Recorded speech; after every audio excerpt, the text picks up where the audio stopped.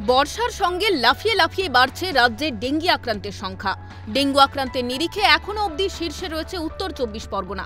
সেখানে ডেঙ্গুতে আক্রান্ত হয়েছেন 176 জন। ডেঙ্গু রোগটি আসলে ভাইরাস জনিত। সাধারণত জুলাই থেকে অক্টোবর পর্যন্ত ডেঙ্গুর প্রকোপ থাকে। ডেঙ্গুর প্রধান লক্ষণ জ্বর। 99 থেকে 106 ডিগ্রি ফারেনহাইট পর্যন্ত তাপমাত্রা উঠতে পারে। জ্বর টানা থাকতে পারে, আবার ঘাম দিয়ে জ্বর ছেড়ে দেওয়ার পর ফের আসতে পারে। সঙ্গে শরীরে ব্যথা, মাথা ব্যথা, চোখের পেছনে ব্যথা এবং চামড়ায় লালচে দাগ বা ফুসকুড়ি দেখা যায়। ডেঙ্গু জ্বরের মূলত 3টি ক্যাটাগরি আছে, এ, বি ও সি। এ ক্যাটাগরির রোগীদের শুধু জ্বর থাকে। অধিকাংশ ডেঙ্গু রোগী এ ক্যাটাগরির। তাদের হাসপাতালে ভর্তি হওয়ার কোনো প্রয়োজন নেই, বাড়িতে বিশ্রাম নেওয়াই যথেষ্ট। কিন্তু বাকি 2 ক্যাটাগরির ক্ষেত্রে হাসপাতালে যাওয়াই ভালো।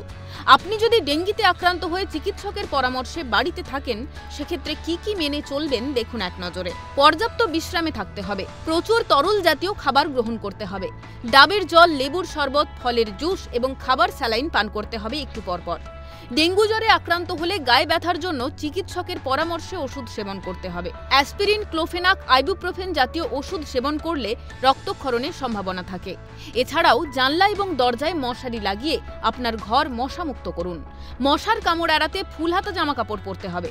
বাড়ির ভেতরে এবং বাইরে মশা নিরোধক ব্যবহার করতে হবে। জল জমতে দেওয়া যাবে না বাড়ির আশেপাশে। মশা তাড়ানোর স্প্রে ব্যবহার করতে পারেন। প্লেটলেট হিসাব নিয়ে উদ্বিগ্ন হওয়ার কোনো প্রয়োজন নেই। জ্বর কমে যাওয়ার পর সংকটকাল পেরিয়ে গেলে আপনা থেকেই প্লেটলেট বাড়তে শুরু করে। তাই সচেতন থাকুন, অন্যকেও সচেতন করুন।